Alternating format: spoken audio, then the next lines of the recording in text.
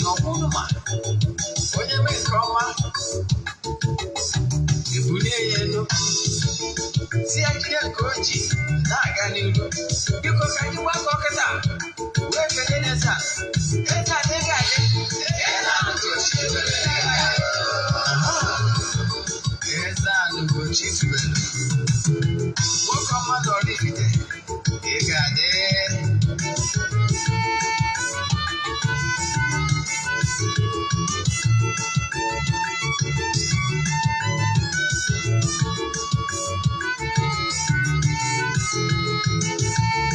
Ọdịnala bụ eziokwu, ọdịnala bụ ụzọ ndụ. Ị ma na o nwere olu na-eti mkpu na-asị, ụmụ Igbo chigharịa, ụmụ Igbo chigharịa. Kwa mbọsị ọ na-eti, n'ụtụtụ n'abalị ọ nọ na nkuzi. Eze-Ana Ugochitubelu, onye ọma na oraifite, onye mgbasa ozi, ozi ọma ọdịnala gaba n'ihu. Eze-Ana Ugochitubelu, onye ọma na-eje eme ọnụ. Ọdịnala bụ ụzọ ndụ gaba n'ihu.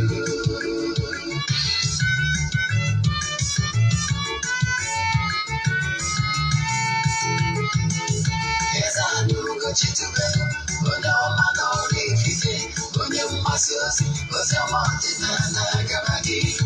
Eze-Ana Ugochitubelu, onye ọma na-eje eme ọnụ. Ọdịnala bụ ụzọ ndụ gaba n'ihu. Eze-Ana ga-adị, Ugochitubelu ga-adị, Ugochitubelu temple ọ ya adị. Maka na eziokwu anwa jaja, ndị okenye ga-anyị front and back, ndị oche ga-anyị front and back. Front sikala aka ghọrọ ụmụ Igbo, si anyị rapụ nke anyị na nke faka mma. Buru Baịbụl bịa, akwụkwọ akụkọ, mepekwa chọọchị fa, obodo ụka bịakwa. Good day, viewers all over the world, lovers of Eziokwu TV. I welcome you all in today's edition of Question and Answer. We have in our midst an ordinary evangelist. Sir, you're highly welcome. Well done. Please, sir, I would like you to introduce yourself for our viewers to know you more, most especially those that today is their first time of joining us. Thank you, viewers all over the world. My name is Ogbuefi Eze-Ana Ugochitubelu, oraifite. Fanjiwechi ọzọ Eze-Ana. Abụ m onye isi nchụaja Ugochitubelu ọdịnala temple. Anyị na-agba afa miri emi, rụkwazi ọrụ mmụọ dị iche iche. Abụkwazi m onye isi nchụaja na ọdịnala Restoration Prayer Ministry. Bụrụkwazi onye mgbasa ozi ọdịnala Igbo. So you can call me an ordinary evangelist. I will answer. My mission is to help people live better life. Thank you so much, sir. Thank you. We have few questions for you today, but before we proceed, is there anything else you'd like to say to our viewers? Okay, viewers all over the world. Maka ndị niile sonyere anyị na aja anyị na-achụ n'igwe nke ọnwa Disemba na-aga n'iru. Ụbọchị anyị ga-achịkọta ya ụbọchị 31st Disemba. Anyị ga-eje na mmiri je chụọrọ ndị mmiri aja, gbagota n'enu a na temple, chụọrọ entities of powers aja, jekwazie n'ebe nchụaja mewuo ebube emesara aka n'afa mmadụ dum soro na nyebe aja. Aja mbụ niile aja pụta ihe aja esigoro na ya bunye ọtụtụ ndị mmadụ elu, mana anyị anaghị esho ihu ọrụ maọbụ testimony na soshal midia maka ọdụ necessary bụrụ ha eji maka ebe ịchọ isonye na aja ihe ị ga-eme wee forward ya 3 prayer request, mee donation token to the account number, chatzie m na WhatsApp, agwazie gị other details I need for you in order to book you. My WhatsApp number ị ga-eji nweta mbụ 0813 8243 871.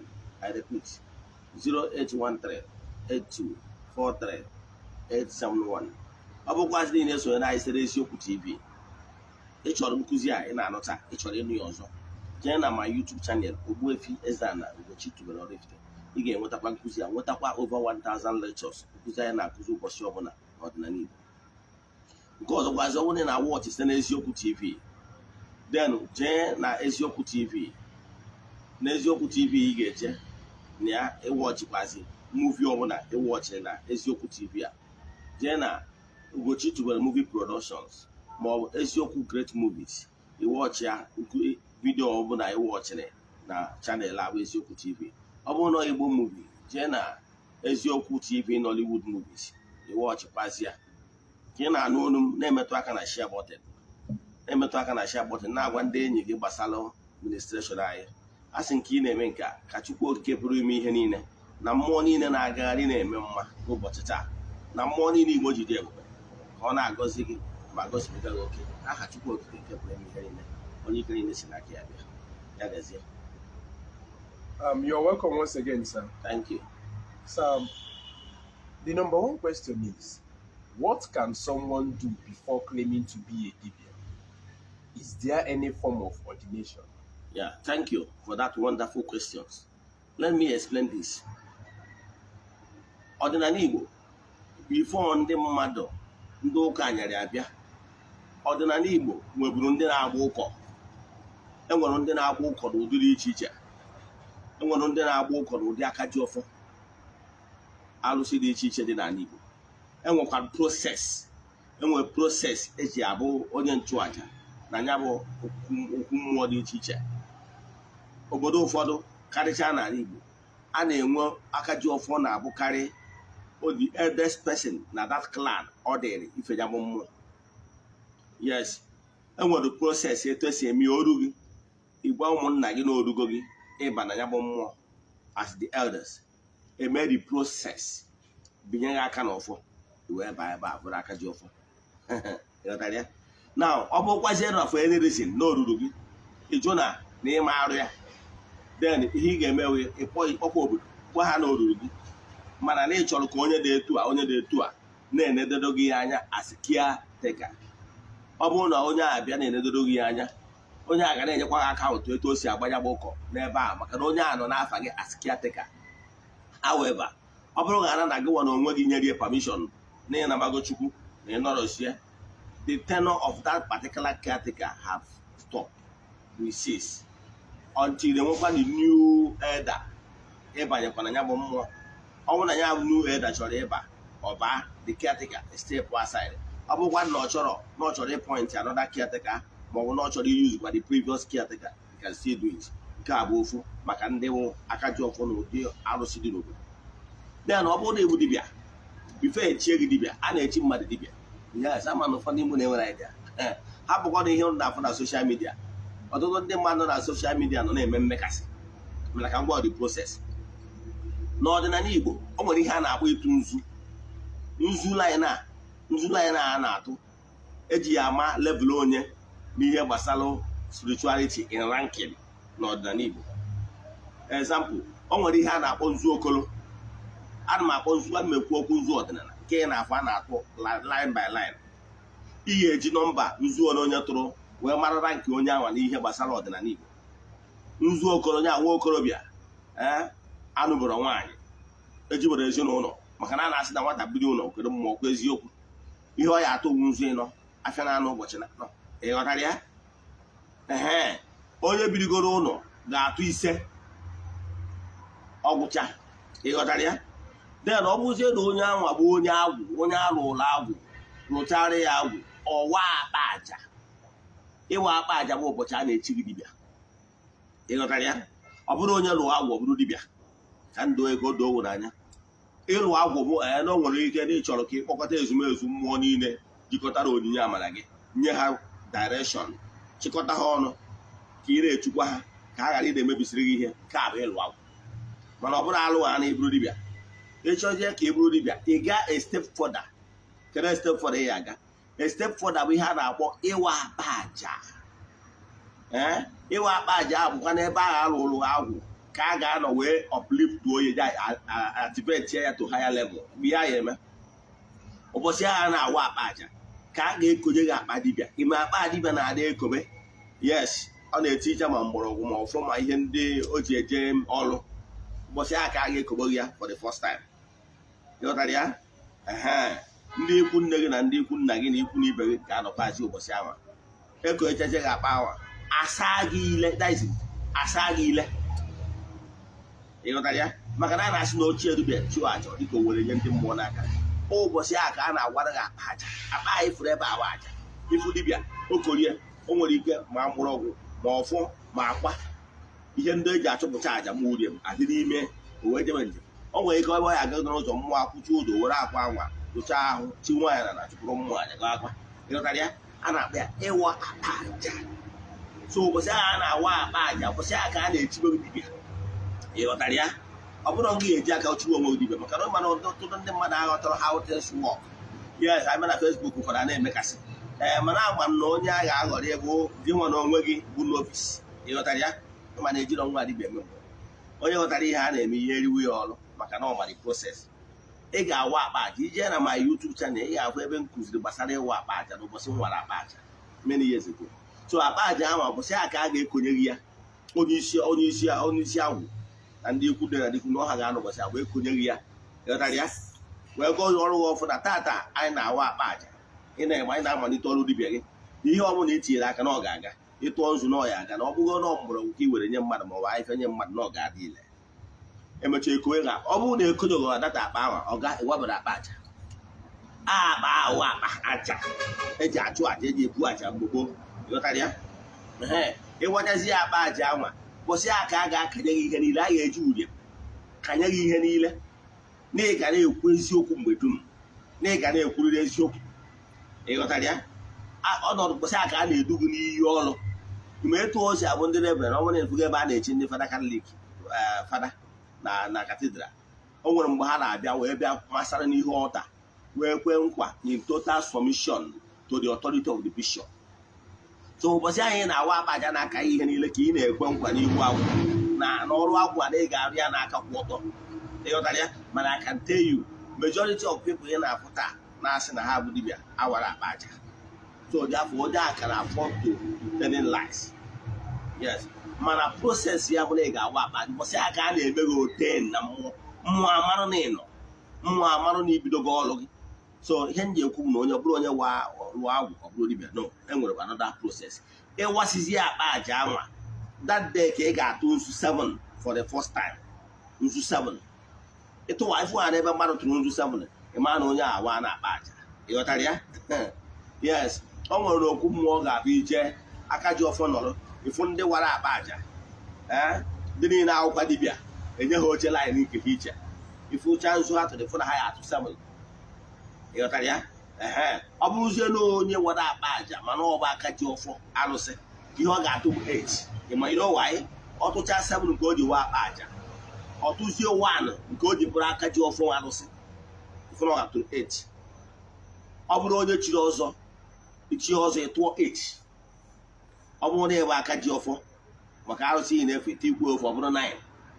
Ọ bụrụ na ọmụnwa chiri ọzọ Eze-Ana anyị nwa na-atụ na ha yesi July onye ọzọ Eze-Ana ga-atụ 9 at a stretch. Ntụọ 9 at a stretch arụsị na-enye nri atụkwuo m ofu ya maka arụsị ọ bụrụ 10. So nzu line ahụ bụ the ranks n'ọdịnala Igbo. So ihe m yiwe kwuo ya bụ na ajụjụ ejụrụ weda ma na-echiwe mmadụ dibịa. Yes, a na-eme mmadụ dibịa oden n'usoro ịwa akpa aja. Daalụ. Thank you so much for that answer, sir. Thank you. The second question is, can someone be doing dibia in another man's land? Yes, ajụjụ gị bụ yes. Ajụjụ gị doro anya ọfụma. Mmadụ enwere ike ịbụ onye oraifite je na Nnewi je na-alụ dibịa. Ajụjụ ya asị ya bụ yes, ị ga straight. Mana enwere ihe ndị onye a kwesịrị ime. Nke mbụ masị na nkụ dị na mba na-eyere mba nri. Nke bụ eziokwu na ị nọ ọbe nna gị na-alụ ọrụ dibịa ị nwere advantage maka na oru mmụọ nnu mmụọ na ndị ichie na ndị egere na ndị mbụ ndị anị kantana ndị obodo gị ji dị ebube ndị jiri nze chi ọzọ ndị okenye na ndị aka ji ọfọ na nri obodo ji dị ebube ha niile ga-anọnyere gba aja ana. So ị nwere huge advantage. Mmadụ nkwado ike ije n'ikwu nri ya ịghọtara ya maka onye nọ n'ikwu nri ya nọbịa. Mmadụ nkwado ike nọ abịa ikwu nri ya nọ n'ikwu nri ya na-alụ dibịa. Mmadụ nkwado ike ije n'obodo ọzọ mana ọ na-aka adịkarị more difficult. Onye a nwere ike ma e nwetacha na all the supernatural forces o nidichara total backing. And mana onye bi na be mmadụ adị akụ flawa ije bi na be mmadụ ma ebe ije rentere apatment ebe ibi sọ landlord chọrọ onye okwu notice ụmụ mmụọ niile ya dọrọ adị biokwa n'isi so ime echie kọmpe onye nọ na be nna ya ịdọ ịma na ịdọnyego ịghọtara ya mana ije na be mmadụ ọ rent ka ị nọ bịa na mgbọsị sọrọ onye ahụ onye okwu notice na ya ele naanị ya ma ọ na ya chọrọ ime ka use of anị ya ịghọtara ya and nke ọzọ bụ ọ bụrụ mmụọ niile dị be nna gị ga-ekweso uje na mba so ịdị limited ihe nwere ike imewu yes so ụfọdụ nkwara ike isi ka ya kpọta ndị be ha ka a bịa lụọ ọrụ ya agwụ n'obodo ọ nọ ọ nkwara ike ịdị possible mana ihe nna achịkwa akọwara gị na ọ bụrụ mmụọ niile ga-ekweso uje mba ka abụ ofu 1 point nke abụọ abụzi na ọ bụrụ na ị nọ na mba anwa unless na ana ahụ gị nwagorie ngori ego gbuido ya ewu daizi ana abụrụgo ya own land forever and ever then ị na-adozi mana na ihe ọ bụla i tinyere ebe anwa as long as you live na onwere n'okwu notice nwekwara ike ime etu ahụ mana ọ makarịchachacha ma ọ bụrụ na ị nọ na be nna gị wee na-alụ ọrụ ịnọ na bọọlụ wee na-alụ ọrụ ka na be nna gị na-aja ana na ihe obodo unu ji ede ebube wee kwudoro gị daalụ. Thank you so much, sir. The third question is there any spiritual work that a female dibia cannot do? Yes, thank you for that question. E nwere ọtụtụ ọrụ dị iche iche ịdaga nwaanyị adị alụ. Yes, I respect women so much because this world will not be a better place ma ọ bụrụ na e nwere ụmụ nwaanyị maka na ndị Chukwu okike nyere anyị ka ha na-eme anyị obi aka so I respect women so much mana abịa na ọrụ ekere ọrụ high priest abụrụ maka onye nwaanyị ịghọtara ya ọ bụrụ na nwaanyị rụrụ alụ no mana ụmụ nwaanyị nwere ụdị vibrations ha nwere ịghọtara ya nwere ụdị vibration ha nwere so because of that vibration ụfọdụ ha nwere o nwere some certain work ha dị exempted ịghọtara ya and ịmakwa na nwaanyị bụ na o nwere ụfọdụ oge ọ ga-anọrọ na nsọ so ọ bụrụ some certain holy objects ka ọ ga-enwe ike imetụ aka ma ọ bụ step on so onye kpatara na onwere okwu alụsị ọbụla ị ga-eje nwaanyị ga-agba aka ji ọfọ nwaanyị ama agba aka ji ọfọ n'ihu ana nwaanyị ama eje rụọ ọrụ na aja ana asị na nyanwa bụrụ the chief priest ọdụrọ possible nwaanyị ama eje lụọ agwụ nwaanyị ama akpọrọ gị si ka eje lụọ ọrụ gị agwụ nwaanyị adị alụrụ mmadụ agwụ ọrụ agwụ karịrị nwaanyị so nwaanyị adị alụ mmadụ agwụ nwaanyị adịghị emekwudo ihe ndị ichie azị nwaanyị ịbịa fidbe kpọwarụ ndị ichie fidbe ọ bụrụ ndị ichie niile ka ọ ga-akpọ ka ṅaa ntị yes maka na ọ bụrụ na e nwere ndị ichie nwoke ndị ichie nwaanyị ndị chiri nze chi ọzọ ndị bụ aka ji ọfọ na ndị egere na ndị mbụ na ndị niile obodo ji dị ebube ndị nze ndị eze ọ bụrụ na ndị a niile na mmụọ ha ka bụkwa great personality so not all of them can answer the summon of a woman ịghọtara some of them will not come ịghọtara ya onye abatara eji wee limit some certain work a woman can do so a woman na-ama alụ ọrụ ndị ichie a woman na-ama eje n'aja ana a woman ama alụ ọrụ aja ana a woman na-ama eje lụrụ agwụ lụrụ mmadụ agwụ ịghọtara ya nwaanyị bụ dibịa ya lụrụ ya agwụ mana nwaanyị jesi eje lụọ ọrụ mma nwoke agwụ ịghọtara ya so onye abụ ihe dị na ọtụtụ nwaanyị sef ọ bụrụ ọdụchi onye ụwa mmadụ bụ odogwu ka nwaanyị ya akpọtuo somọ n'okpe ịghọtara ya so onye agbata na so e nwere so many work achọghị m ka bụ so many e nwere ụfọdụ ọrụ na-adịbere guru ụmụ nwaanyị ịlụ ịghọtara ya ihe dịka e nwere ihe dịka ijebe ile ọma ije lụọ ọrụ mmiri imesara aka ịlụ ụfọdụ ọrụ dị iche iche gasị ụfọdụ n'ime ha ndị na-agwụkwọ ọgwụ ịghọtaga mana o nwere ọrụ dike ọrụ ike nga nwaanyị ga-ekwesịrị iji aka enye onwe ọgwa nnọọ nwaanyị nụrụ di ihe nwaanyị nụrụ di na-eme onye ahụ na nwaanyị nụrụ di na-alụ ọrụ di ya kwudobe ya olu ụfọdụ ọrụ ụdị ndị a nwaanyị ama alụ di ya alụọ ya na ọgwụkwa na di ya onye nwere ike nga dịkwa dibịa ịghọtara ya ka kwụsị ebe a daalụ. Thank you so much. Is dibia work hereditary? Yes, thank you for that ajụjụ. Yes, ihe gbasara dibia bụ ntọrọnala families ka mmarụ atụ nyego na Baịbụl ya apụta ebe ekwuru ya ji ekwu otu oru Baịbụl bụ ka si na akwụkwọ ịmụ ya marụ atụ. O nwere ndị a na-agbasa ụlọ ahịa agbụrụ Livaị, agbụrụ ndị nchụaja. Asị na ndị agbụrụ Livaị bụ ndị na-afụ maka ndị nchụaja. Ha na-abụkarị for the family of the priest. Ọ ha na-abụ dị aka ji ọfụ. Onye akpatalụ na ịbịa na ụfọdụ famili dibịa na-ama ama. O nwere famili ọ dị na ntọala ha. Yes. And ife onye ọ dị na ntọala ya, onye ahụ nwere huge advantage. You know why? Mgbe onye ahụ ga-ebido ghọba ọjị, gọba ọfọ, kpọkuwe ụmụ mmụọ, kpọkuwe ezumezu, kpọkuwe ndị egere, kpọkuwe ndị mbụ, kpọkuwe ndị anịka ntọala, kpọkuwe ndị ichie, kpọkuwe ndị nna nna ya ha. Ndị nna nna ya ha bụ ndị mere dibịa. Kpọwa ndị dibịa, kpọwa ndị nọ n'iro na ndị nọ n'ezi, onye ọbụla bịaba. Ndị nna nna ya ha mebere dibịa ga-abịa donyere iwu. Ịghọtara ya? Maka na ha dị very proud na nwa ha na nwa ha na-anọchite anya ha na the same profession ha nọrọ wee mee odogwu. Ịghọtara ya? Ọnọdụ eto dọkịta na-ewe pilot, onwe nwa gị bịakwara folokwa ya root na-ejekwa school of ịwụkwa ya pilot, ịkpọ na ya adị happy. Etu a ka ọ dị.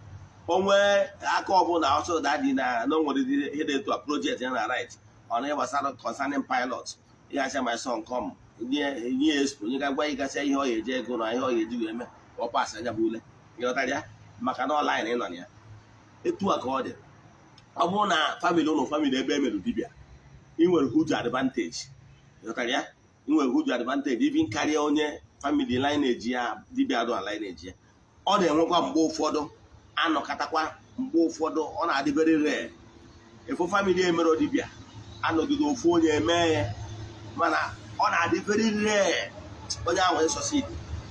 Mana ihe na-eme n'ụbọ o nwere famili ya wee bịa, ọwụna famili ndị amụma na gara abịa na be anyị. O nwere famili na-akụ amụma tidech.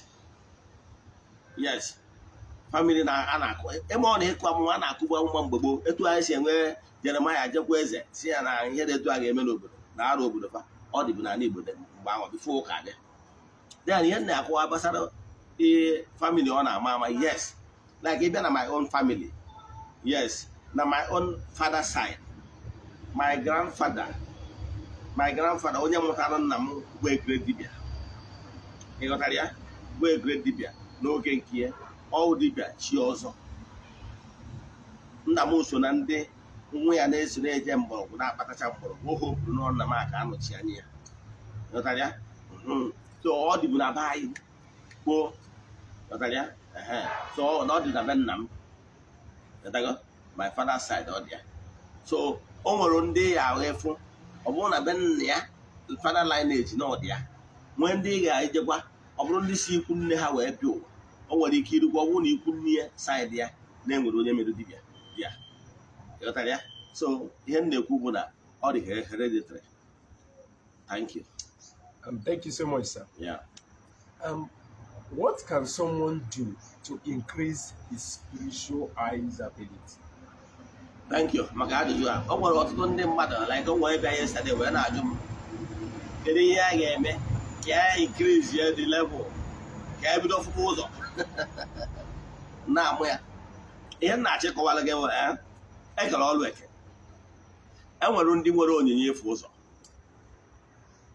Yes, enwere ndị nwere onyinye ịfụ ụzọ.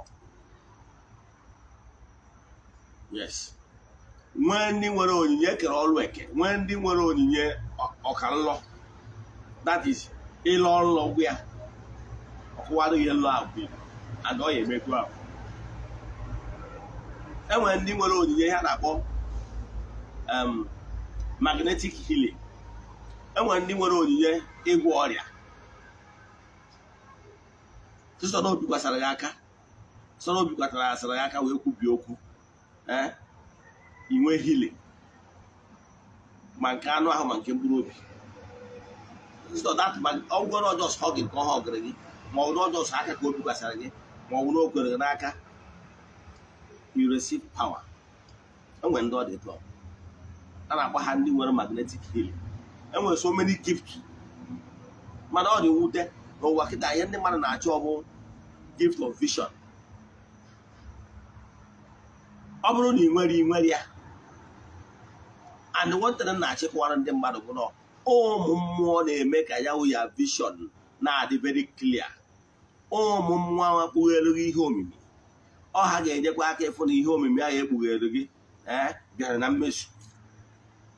Mana ịma problem ndị mmadụ na-enwe, ndị mmadụ na-ala ka ha jee fọsụo ihe adọrọ ka ọ dị. By then olidi ha n'ime many things. O nwere ndị ọ na-elidi n'ije rie ose na abụọ. That is a black witch. O nwere ndị na-eji eri, o nwere ndị na-eji eme onwe ha initiate into so many things. O nwere bụrụ na ha butere ike a ka mmadụ ga-atụ. O nwere ihe ihe dị wee na-ama ha. Yes, o nwere ndị bụ ndị dibịa, adịmekwu ma ndị dibịa ma ndị pastọ ma ndị nwere ministry. O nwere ndị na-abịa na their consultation room or na their pulpit in here something,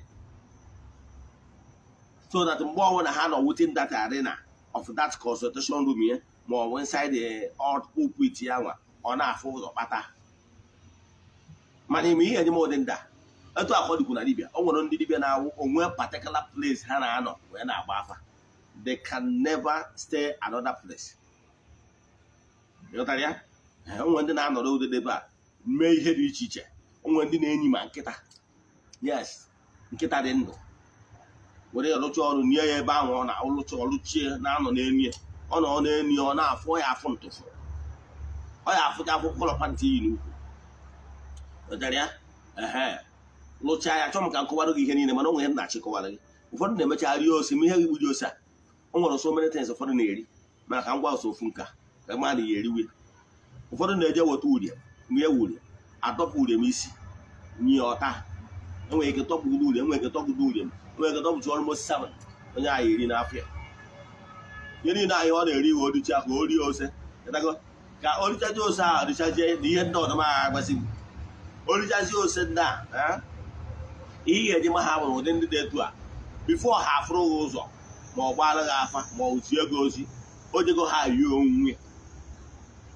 Ihe niile ka ọ ha yie onwe ka ose a wee selite.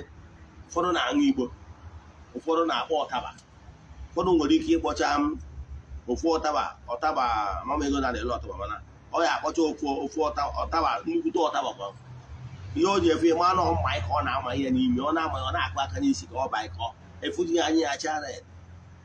Ụfọdụ na-aṅụ hot, ụfọdụ nwere ike ịṅụcha ha bọtụ hot bifo obido ịgbara ndị mmadụ afa. Ihe ọ na-eme ihe ahụ ka ọ chaji ya n'ime ka ose wee senie. Ịghọta ya? Mana ihe niile iri ose elu rie ose ala nwere after effect. Ụfọdụ ka ọ na-eme ha ekpo isi na daị na later age. Ụfọdụ ka ọ na-akọ so many things. Manakwa ọ bụzikwa na etigo m ọbọsa aka ịchọzikwa iri ose ka a gbasara gị. Mana ihe na-achịkọwara na ịbụrụ nwaanyị rie ose, ịbụrụ nwaanyị rie ose, o nwere ike igbochiri ịtụ ime. Alụ ka m na-atụ ihe nke sọrọ ụfọdụ gị. Ịghọtara ya? Etu a ka ọ dịkwa ngwara ụfọdụ ndị pastọ na ndị ministri si nyiri so many things na ụta eji afụ ụzọ. Mana ihe ga-eji wee mana onye a wuti ndị ihe o nyiri, wuti ndị okirikiri ya nwa. Onye a nwere ike ịnọ outside that particular arena otu ndatin a wee gbara gị afọ ma ọ si ego osi. Ọ ga-emerịrị gị invite nọrọ n'ebe ahụ ọ na-ada anọba, maka na ebe ahụ ka o nyiri ihe o ji afụ ụzọ. Ịghọtara ya? So, but although like me on the temple, I'm not everywhere. And you're in place in my compound, I can sit down and bath. You know, I can sit anywhere. Whether I'm moving all or anywhere I'm from, depending on the catastrophe, wherever some another. You know, so Magano natural. And when on the other, so many things in the Madden Erika, however, so many things. Mamma was the Macane Brody and when they were a pastor. Ọtụ pastor na-eri ngwa nke a na-akpọ ụfọdụ na-eji egbu oke itoose. Daịda agwọ ya asụ nnukwu ọgwụ dọba n'ite. O ji afụ ụzọ. Ebe a n'ebe ahụ ya adịba, ọ ya na eke na-apụta ebe ọkpọ ga afa. Sị na ewe efe anyị nwa okeke. Onye arọ ndị izu ọkụ. Na ya mana ọ maka ihe dị etu a, ihe furu efu ndị maka ebe a. Ịmana okwu ha dị etu a itie. Onye nke awa odogwu. Ọ bụ ọkụ ịfụ afụ isiokwu na-enwe solution. Maka na ọ bụrụ na nke agwọtara ọgwụ ma ọ bụ nke ewetara ose ma ọ bụ nke eritere n'ihe oriri ụfọdụ, onye a nwere ike ịfụcha ya na mmadụ nwere solution. Maka na ike mbute ka o ji wee fụja bụ ihe. Ịghọtara ya? Ike mbute a ka o ji wee fụ ya. Mana ndị na-execute power of forces of nature. So ọ bụrụ na forces of nature are back na that particular revolution, ọ ga imechi ihe na ọma work. because na ndị ahụ reviewuru ike ahụ eji review ruo datin ha enwere dị ike ime execute. Etu a ka ọ dịkwa among the pastors very easy. Ihe ọtụtụ pastors nwere ministry a na-ezi ozi enwere ike ezigide onwe ike bụ kpọọ ha afa zie gị ozi pure mana ọga jee ministry a 1 year 2 years 3 years no solution. So ọ bụrụ ịfụ afụ isiokwu na inwe solution. So ihe na-achị gwa ha ma discourage gị ka ị ghara ịchọ ka ije tinye nke ntinye. Hapụ natural. Ihe natural ha na-eme bụ na natural bụ na agwadebere ụka ihe ekwudebe. Enwere ka mmadụ ga-esi wee bịakwute gị akpọọlụ gị afa mana ọ bụrụ mgbe niile because ịma afọ ọsụ spirit ka ọ nwere onye ya abịa na ya ọ bụrụ na ya wụ agbụ ekere ya bụ ngwere erugo ọtụtụ ị na-agbara ya afa ihe niile gbasara ya pịa obeghe ka telivishọn nwa onye ya na-agbara afa nke ya a na-egbuchi ụmụ mmụọ chọrọ ihe a na-achọ ịgwa gị mgbe ahụ na ya na onye dị etu a na-aka na idiri pịawa ya asụ ụmụ mmụọ ajụ na anya ekpughe ihe gbasara ya because ha amago na ekpughe ha n'ihe gbasara ya amarụ enwe solution ekpughe ha n'ihe gbasara ya mmụọ ekwuzie ihe anyị eme mana ọ na-abụ ụfọdụ etu ụfọdụ abịa dachie ịkwụgọrọ ime ha ya agwa gị asị gị jegoro chụọ aja gwagoro onye anya jegoro mee nke anya jegoro kwa aka ọbara anya jegoro saa ụchụ ma ya jegoro mee ihe gbasara ndị amoosu emechie ị na-ajụzi ihe elu jụọ a na afọ agba nkịtị ya ịma ihe ọpụta bụ na ya na-achọ igwe onye abụ ya jee emewegoro ihe a na na ihe ọpụta bụ na ya na nsogbu ya dị too much ya jebegoro ka o mewegoro udo ka o mekwegoro peace ịfụ na ya o nwere ndị a na-eme like that. So gị nwere nwe na-amakarị ndị afọ ịmago na ụmụ mmụọ ajụgo na ha ya ekwuzi anything ị ga-eme ya gwagoro onye ajegoro chụọ aja ndị a na ọja je chụọ aja ndị a does not mean na n'ọkwụ n'ụgwọ niile ochi mana onwe onye ya apụta afọ ya atụgoro ka ute ị mara na ụmụ mmụọ asịgo na onye dị etu a na anyị chọzi ka esetụrụ na ya agba ekere ya adịghị edugo ọtụtụ ka esi apụta nwere izi hapụ ka oke chukwu mee n'ime ndụ gị. Ọ bụrụ na ije chọwa ka ije dị ya ose ka ị were agwa ndị mmadụ ka ị gwachasịrị ndị mmadụ abata na be nna gị na o nwere aka oyibo dị n'aka nri na o nwere ukwu mango dị n'aka ebe na owu na fọdụs palọ na gịnị nwa mere nke gịnị ka gịnị mejaziri ka oke ga-ejecha na amị ka emebe uche ya. Ọ bụrụ na ịgwacha ya gwa ya ọ dị kọlọ pati oyibo kọnchi ya wụdị problem mana inwe solution and only way ị ga-eji nwe solution ọmụmụ ụmụ mmụọ o tiri aka ụmụ mmụọ a ga-etinye aka ga-eme mgbe ọ bụla e kwuru solution ụmụ mmụọ ahụ eje esekutuo ya. So ihe m na-achịkọwara gị bụrụ onye akpọrọ ọrụ uche gị abụna ka ijebe chọwa ka iriwe ose ka iwee fụwa ụzọ. Uche gị kwesịrị ịbụ kedu ihe ị ga-eme ka gị na ụmụ mmụọ dị na mma ka ọ ga-abụ ha sị gị na ọdịgo ya adịrị onye ahụ mma ga-etinye aka fụ na ọdịgo onye ahụ mma inwe solution ọ ga-akanyere gị aka mana ị na-afụ afụ ga dị nwe solution with time ndị mmadụ akpọwọ so na ministry. Thank you. Thank you so much, sir. Sir, can you tell us about your temple's foundation? Okay, yeah, for the temple, our temple, anyị nwere foundation. That foundation anyị nwere bụ ngalaba na-afụ maka inyere ndị ụwa na-atụ n'ọnụ aka anyị nwere ya. Yes, that foundation was built last 2 years. Na that foundation akịta anyị enwego almost mmadụ 12 a na-akwụrụ ụgwọ akwụkwọ. Yes, anyị nwego mmadụ 12 a na-akwụrụ ụgwọ akwụkwọ ndị nọgasị na skuulu dịgasị iche iche like na oraifite anyị nwere about 5 a na-akwụrụ ụgwọ akwụkwọ nọsị na private school nọsị na ụmụ primary school a anyị nwere na ụlọ akwụkwọ ndị Catholic anyị nwere mmadụ na-abụ the other private schools anyị nwere 3 na oraifite alone. Then anyị nwekwasị ndị nọkasị ebe dị iche anyị nwere na Abuja onye nke a nọ secondary school anyị nwere so many about total of 12 that under the payroll school fees of the temple.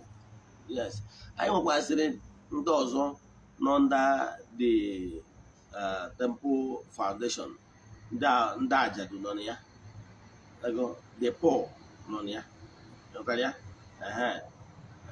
Last Christmas we gave them rice last Christmas. This year's other gift again, including money.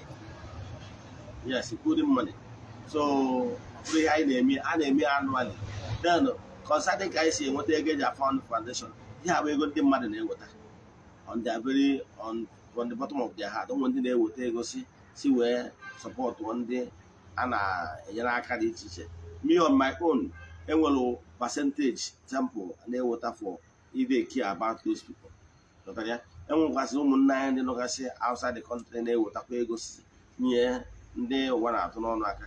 Like o nwere onye kpọrọ this morning, then na ya chọrọ ise ndị ego season something ka e wee nye at least mmadụ ịtọ dị less privilege n'ọkwa na foundation anyị enyere ha aka. So I'm expect maybe by Sunday, tomorrow or later today, na those people I emekwa ha invite then nye ha those gifts. Mana I think I start also temple anyị si me anyị anaghị show ya na testimony na social media. Ihe niile anyị na-eme na temple ọbụrụ ka ndị mmadụ ọbụrụ anyị ejiri achụ followers nwere nothing na ya na-ebute ya n'ihu ọrụ, maka na ọrụ ọma ọbụla ịlụrụ ka inyere onye ka mma aka n'ọrụ ụgwọ dị ya. Ka the simple truth. Ị mara na m nwere onwe personally on my own, adịghị m eji okwu with help the less privileged etu ọbụla m nwere ike n'ụdị dị iche iche. So and they need issue na social media. Ọ gwara ndị nwere ike ịnwụ ha dịka ọnwụ na ha na-eme wepụta na social media, mana ọ bụ maka our temple. We don't do all those things because ọ dị necessary. Ọ bụrụ ihe anyị ji maka ebe the only thing anyị na-emede bụ na ọ bụrụ na mmadụ sendịrị ego ka e wee nyere ndị ụwa na-atụ n'ọnụ aka, ma ọ bụ ebi ka e wee binye ha rice. Ihe anyị na-eme awụ na anyị na-ebinye ndị anwa ihe ndị anwa ese ndị anwa foto, so onye anwa sendịrị that money, bụ onye a ga-esendịrị WhatsApp vidio ịghọtago ihe onyinye ahụ e nyere ndị a, ka onye ahụ wee marụ na achụgharị na ego ya bụ ozi o ziri anwụrụ ọkụ lee n'igwe ntị suso onye anwa. Mana ị nwere ike ijekọta ya n'ugwu ya on my platform ifu ebe m na-esepụta ndị enyere aka ọtụtụ necessary. Ọgwụ eziokwu na nkwa ndị n'obodo oyibo na-abụ ha sendị ego ha si na ha ekialụ si ego si na ha pichọ ịghọtara ya. So likewise etu aka isi na ọnwụ nwa onwe personally nwere ndị na-akwụrụ ụgwọ akwụkwọ gwa the school authority. I don't need to know them. What I need is just select brilliant children from poor homes. Ụgwọ akwụkwọ ha low come and I will give you. I don't want to know them. I don't want them even to know me na ọmụ na-akwụrụ ụgwọ akwụkwọ ịghọtara ya. Ihe na-achị kọwara gị bụ na ihe ha nidere ịgwa the school authority need ịgwa the parents na o nwere ego severita kwụrụ ụgwọ akwụkwọ ụmụ gị na-akwụ ụgwọ akwụkwọ ụmụ gị. That's all. Onye ahụ nọrọzi ebe ahụ na-ekele Chukwu na-asị ya gọzie ka Chukwu oke gọzie onye na-enyere ya aka wee na-azụ ụmụ ya. Simple. I need me show my face because I don't believe enweghị ihe njikọ sacrifice ebe ma ọ bụ ka ndị mmadụ wee celebrate ma ọ bụrụ ihe a na-afụ na social media. Onye na-enyere ogote agha carton of Indomie ọ na-enye ndị mmadụ okpuru kamera na-esi ihe niile ahụ ihe eji achọ followers na social media. We don't do like that. Thank you. Interesting. Thank you so much, sir, Yeah. for that charity work. But, sir, some people, or will I say, a lot of people love charity work as well. Can they donate? Can they support the needy in your temple's foundation? Yes, and a lot of people are maybe already, especially the children of the temple, friends of the temple. Even this morning, somebody see from I think Cyprus. Yes, I sent them a message this morning. They actually married. They actually send Diego. So when we are now, we going to send the here to marry of less privilege. We are on day one afternoon. Then we had Russia if I get in this season, and then I want to.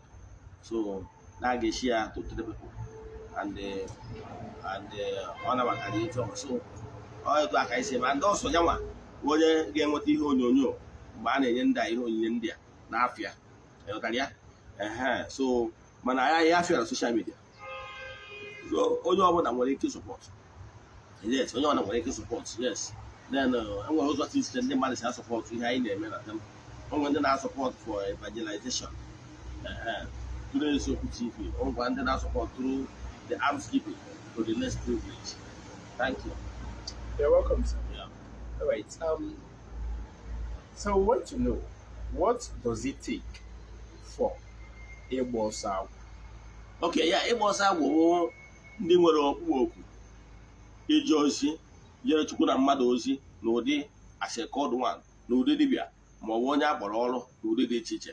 A gwara m gị na onye akpọrọ ọrụ dị n'ụdị dị iche iche. Nwere ndị akpọrọ ọrụ ka ọ bụrụ sọ dibịa mgbọrọgwụ na mkpa ahịhịa, yes. Nwee ndị akpọkwara ọrụ ka ha bụrụ ndị nchụaja, ndị aka ji ọfọ na ndị dibịa nwoke ma ọ bụ ndị dibịa nwaanyị. Mana ka m kọọ n'ubi onye anyị bịara, ọ bụrụ na tempụl m, ndị dibịa ọbụla ikpesịara ekpere gosi ọfụ ụmụ mmụọ gị na ha so si gị jee na nke ya na ọnya ya akụziri gị, denụ iche dibịa ọbụla dị at liberty ịgwa gị ihe ọ na-ewe nyanwa inyere gị aka kwudolu gị dịka nna ugwu ma ọ bụ nne gị. Mana abịa na my own temple, adị m ebelive na ego nnatara onye akpọrọ ọrụ ka m ma ejigbo ọgaranya. Etu m ha adịgo m enough, adị m happy. So ọgwụgwọ na Chukwuche ịgọzi ma ọ bụrụ n'aka ndị akpọrọ ọrụ, you know why? Ndị akpọrọ ọrụ adịgo, ụfọdụ n'ime ha adịgo exhausted, ụfọdụ n'ime ha agafugo ego n'ụzọ dị iche iche because of na ebe ha na-achọ solution to their predicament. Ụfọdụ n'ime ha atago ezigbo, ụfọdụ n'ime ha self dị financially down. So I don't want to be a burden to ndị nọ n'ọnọdụ dị etu a. Instead, onwe ka m na-etinyekwuru ha ka enyere ha. Onye kpatara na m nwere onwe m personally adị m ana ha ego. Yes, adị m ana ego. Ahụgo m mmadụ one pass through temple process, ndị gbagoro ọsọ agwụ na temple anyị. Ọ bụrụ na anyị gụba ha ọnụ, ha na-emezi approach 20 now. Despite the fact that ọ bụrụ mmadụ niile ka m na-ewe, dependere ihe mmụọ, I follow the spirit, the direction of the spirits. However, ọtụtụ ebe adịgo free rụgbara onwe ha ọrụ. Enwego m ọtụtụ ndị mmadụ si na mba dị iche iche ma Ebonyi ma Enugu steeti ma Imo, had many. So ọ na-abụ batch by batch, ndị mesịa ha pụọ, ndị akụkụ abịa ịghọtara. Now na my own temple, if you ask me etu mwa si eme, ihe m na-eme ya bụ debe onye a abịawa, onye a na-eweta ọkụkọ agwụ, oke ọbara nnukwu, a na-egburu ndị agwụ wee gwa ha na onye na ọ bịara ịbịa mụọ ọrụ, na ọ bịara ka enyere ya aka wee activate ya agwụ ya. Ịghọtara? Oke ọbara nnukwu, mbaji nọ, ọjị 8 na ofu original hot. Ego onye dị onye ahụ mma, o debe n'ala asị ego ibu agwụ, ọ sị aka anyị n'ala. Ịghọtara? However, it differ from dibia to dibia. O nwere dibia ị ga-eji, o nwere ndị nwere ike ịgwa 300,000. Yes, o nwere ndị mma na etu ọnwa. So o dipendịrị onye ije kwuru, onye mmụọ na idiri gị. Mana ihe dị mkpa abụrụ ego onye a na-ana. Ihe dị mkpa bụ obi ọ nabatara n'onye a, mmụọ gị na ha so anabatara n'onye a ga-abụ nna gị ukwu ma ọ nne gị ukwu. Then onye ọbụla obi gị nabatara, jekwa onye anwa straight gwa ya na ị chọrọ ka ị gbaa ọsọ agwụ na bia, ọ gwazie gị terms and conditions. Thank you. Thank you so much, sir. Yeah. So what is your admonition to newly called ones? Okay, ihe ndụmọdụ na-enye ndị akpọrọ ọrụ, ndị enwe obodo ebe ha ga-esi bido. Yes, ma ọ bụ ndị ikwu na ibe ha, ma ọ bụ ma ndị nyere sọpọtụ, ma ndị a na-agba mgba n'ụdị ọbụla. Ihe na-achịkọwara gị iwu, ọ bụrụ na akpọrọ gị ọrụ nwa, kaba ahụ ịfụ na ị na-enwe taịm gị na ụmụ mmụọ ji anọrị achịgharị uche. Kaba arụ ịsịkwara ka i biwe laịfụ na ndị a na-ebi na onye a na-ebi ka ibiwe, ma ọ ka ị na-ememe emewe dolime, ma ọ ka ịba ịnụ ajụ agwa ya. Moral life ga-abụrịrị supa. Itinye n'aka n'ihe ọbụla ọ ga-awa na-eme asị gbakwa, ma ọ ihe a na-ekwu onye nke a ịbụrụ ihe nkọcha wee nye mmụọ kpọrọ gị ọrụ. O nwere ụdị laịf ị ga na-ebi, ịbụrụ ihe nkọcha wee nye mmụọ kpọrọ gị ọrụ. Ndị mmadụ na-asọ ọgwụ na-ekwu ịkpakwa na aja ụkpa, itinye n'aka ndị na-etinye aka n'ihe ọjọọ, ma ọ isi ka ị na-aghọrị mmadụ, ịkpacha anya ịghọrịa mmadụ, chọọ ofu akụkọ. Nwere ofu akụkọ na-asọ ntị oyi mmadụ kọrọ. Onye a si na-agbọrọ ya ọrụ, mana afta ka ọ chọrọ ya, ọ sịrị onye anọ ya arụrị ọrụ, merie ekpere, merie nka, merie nke ọzọ, wee deliva ya na mmụọ na-enye ya nsogbu. O wee gwa dị gị na ọ bụrụ na onye na-ekwu ya nwoke, na ọ bụrụ na ya nwee dị totally free. Achọrọ m ka nkọtọ the story short, na ya nwee bụ dị totally free, na ya bụ onye na-arụrị ọrụ na emecha na ya ga-akwasị iko ka ike dị ya n'ahụ wee banye n'ime nke nwaanyị, ka mmụọ ghara ịbachiatazi azụ ọzọ. Ihe agbara nọnsens, ghọtara ya? Ọ bụrụ eziokwu atọ. Onye ọbụla na-arụrụ gị ọrụ mmụọ, weda ma ọ na-arụ n'ụka ma ọ na-arụ n'udo dibịa, wee nye option na ya ga-eslip with you na-agba, onye abụ ifu person. So ị bụrụ onye akpọrọ ọrụ, ị ka na-ebido itinyekwa n'aka n'imegide mmadụ, ma ọ bụ itinye aka n'ụdị ndụ ọtọnọdụ etu a, maka na itinye aka n'ụdị ndụ ọtọnọdụ etu ọ ga-akwata ike ji dị onye ahụ n'ihu nwere ike ịdasị na mgbe mbụ ị ka na-etolite na onyinye gị na-adị pịọ, mana kịta adị ma ọzọ ihe na-eme gị that you are losing it. You are losing it because of your lifestyle. So ihe na-achịkọwara gị for you to remain at peace with ụmụ mmụọ na entities of power so gị wee bi ụwa. Try as much as possible to live a good life. Yes, holiness is the watchword. Ị ga-akwa mbọ etu nwere ike nke mbụ na ị kpachara anya megide mmadụ and they remain at peace with their forces of nature. Ime etu a, ị ga-edu ude n'ọrụ a, ụmụ mmụọ sokwa gị wee bịa ụwa ga-akwụtụkwara gị ka ịpụta ije ka ide ude. Daalụ. Thank you so much, sir. Because of our time, this will be the last question for this program. So, what is your advice to the general public as this year, 2023, is coming to an end? Yes, my advice to the general public is that end of the year adị agwụ agwụ. Yes, ihe a na-agba agba adị agwụ agwụ. Ka e jee n'obodo ka egosikwa na anyị ụgwọ anyị maka ndị anyị bụ ọ dị agwụ agwụ. Ana m achọ ịgwakwa gị na arọ 2024 ihe ọbụla ime wuro n'afọ a ka ya eme na arọ na-abịa. Nke ọbụla ime wuro kịta mekwa brought forward to 2024 ọ ga-adịrị gị mma. Etikwa n'aka ka ime ihe ọjọọ ka ị wee nwee ike gbaa ihe a na-akpọ ekeresimesi ma ọ bụ Xmas.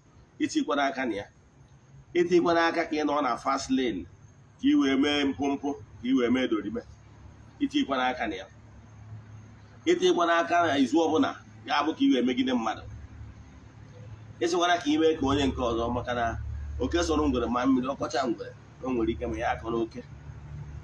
Gịnị ọzọ ka m na-ekwu maka ya? Itinye n'aka n'ihe ọbụla ga-enye gị nsogbu ya bụ abata na arọ na-abịanụ. Itibe anya m esikwara ka ijerie last card gị marakwa na Jenụwarị na-abịa na oru Jenụwarị bidokwara isi akwụkwọ ụgwọ ụlọ maazị eje akwụkwọ na rest of them. Etikwa n'aka na kapital iji azụ ahịa ka irie kapital gị, ma akwụkwọ na kapital ga-abụ isi afọ kwawogbu na biznes gị, ka ọ ghara ịbụ ije vileji irie ya last card ịbatazie Jenụwarị itibe anya m mgbe ahụ esi n'ọdị vileji ije mere biznes iji anachighị azụ ọ ga iri kapital gị irichara rie ego onye bụ iri gị afịa wee jee mee do n'ime na vileji. Chefuzie na ịbata Jenụwarị na ọ bụrụ na gị na-emere ọfụma ịbatakwa Jenụwarị kọntinue na-ebi gị afịa, mana ebe ọ bụ na iji ego eje mee do n'ime na vileji ọ na-anazi gị ego ngwa ahịa na-akọrị ya nwa afọ nwankwọ ọ ya anọ n'ime obi wee ṅụọ iyi na ọ bụrụ na ya gbatawa ụgwọ a ijie na ya ebe izi gị afịa ọzọ. Ọ gbatawa ụgwọ a onye ebe izi gị afịa ọzọ, mgbe ahụ esi na sesi ijicha vileji bata n'ụzọ niile gbochiri agbochi na ndị na-ebi gị ahịa na-ebi izi ọga ọ maka na ịdị pietịrị na agrimenti gị na onye na-ebi gị ahịa. Ka m kwụsị ebe a. Daalụnụ. And thank you so much, sir. Viewers all over the world, we have come to an end on today's edition of Question and Answer. If you have any question based on today's teaching, kindly drop it on the comment section or DM Ogbuefi Eze-Ana Ugochitubelu on WhatsApp with the number showing on your screen right now. Ogbuefi, thank you so much. Thank you. We really appreciate your coming here. But before we go, any advice for our viewers? Thank you, viewers all over the world. I'm so happy that you are following me. Now you are under the influence of my voice. Please share the message. Touch the share button. Share. And my book has been in the negative message. The difference of the temple and the children of the temple. Yana pass in this year on December. As if no maka yemekwa as in no ga funjere ba 2023 and 2023 ama funjere ba no. Ise As him no isi furu na atu fa no fure ya mapi ono. As him ihe unu ga-eri ya bịa, ihe eri unu abịakwana. As him no bosi ihe na-agụ okporo ụzọ ụkwụ ama apụ na ama. Na ọ bụgoro na ama na unu ga-ejecha na maka na ọkụkọ na-akpacha na ajọ ọfịa ma na-abụ onye nwe ya. As him onye si ka o jere ụlọ aja ije, o jiwe na ọ ya ejelu. Osi ọnwụ na ọ ya ejelu ya nwụọ n'ụzọ. Ise Ọ ya nkwu. As him onye si na unu ga-adị mma, onye a ga-adịkwasị mma. Mana onye si na unu ama adị mma, na onye a ama nnata mma tiri ụwa agwụ. Asị m ozu ka ọ ya eme ụlọ ya mụọ onwe ihe m kwuru n'aha Chukwu okike nke pụrụ ime ihe niile. A sịrị ụbọchị tata bụ ụbọchị afọ ka ndị anjelu nke Chukwu niile na-agagharị na-eme mma n'ụbọchị afọ, ndị na-atọ ndị mmadụ na-agbụ ka ha garịwa na-atụ ụlọ na-agbụ na-agọzikwazi ụlọ n'aha Chukwu okike kepere ime ihe niile, onye ike niile si n'aka ya bịa. Ya gazie inwe ajụjụ na nkụzi a, ma ọ bụ na ịchọ ka agbaala gị afa miri emi, echefu na isendịrị m meseji na WhatsApp 0813 8243 871. I repeat 0813 8243 871.